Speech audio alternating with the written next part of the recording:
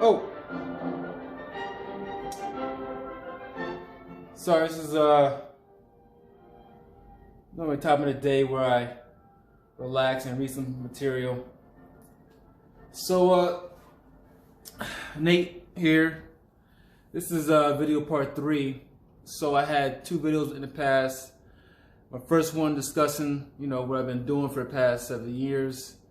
Second one giving you a little intel about the first vape pen we did and then what we're doing right now. So, as I do every week now, I'm going to just give you some more information about the industry, some things that I do and what we are doing now.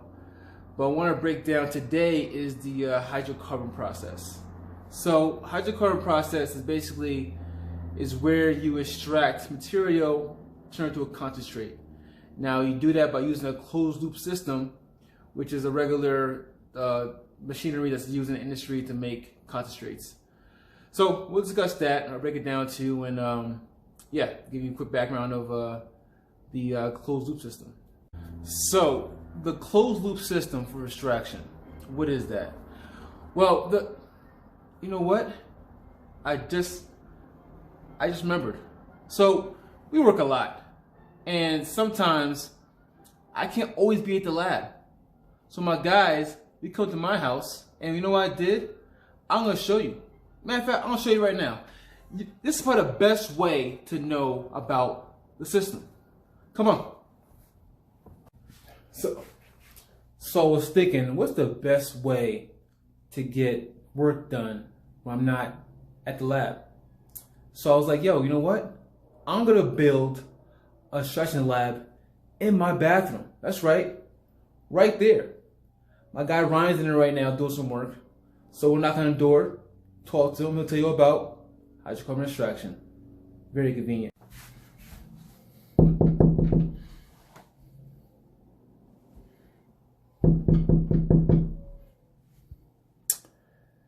Hey Ryan, I'll talk to you real quick. So we got Ryan here.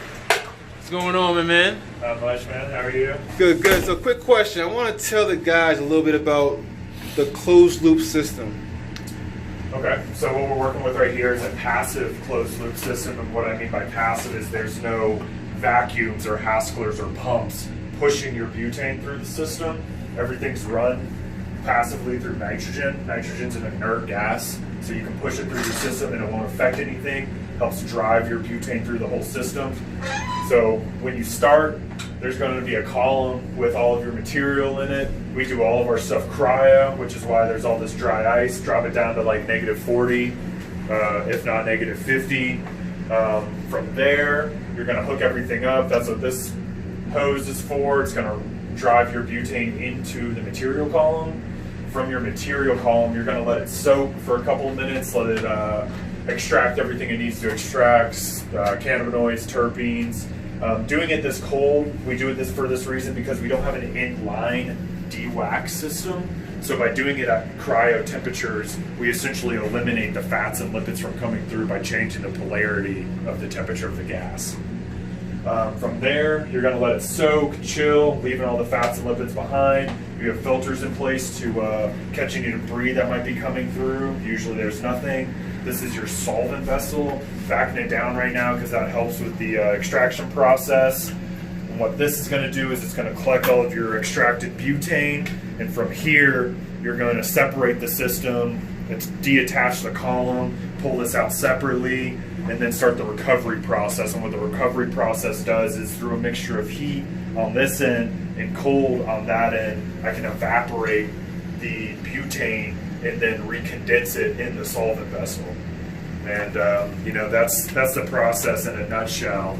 There's obviously intricacies that go along with it, but steps 1, 2, and 3. Yeah, that sounds very complicated.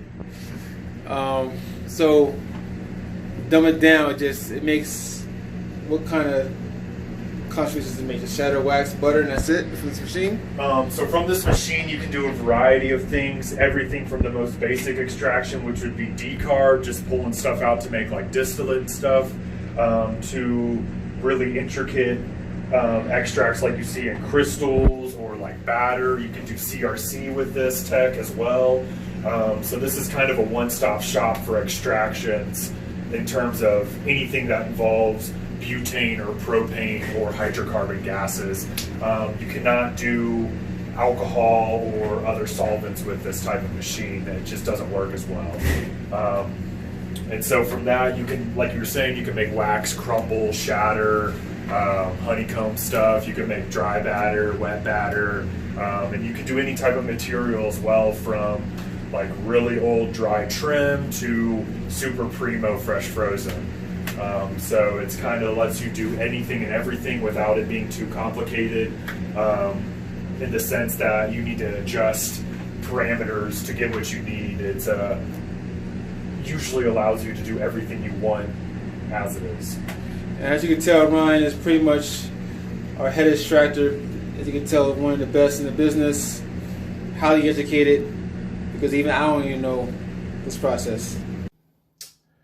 That's a lot of information, man. Thanks for doing that. All right, guys, so there you go. That was closed loop system, hydrocarbon. Hope you learned something.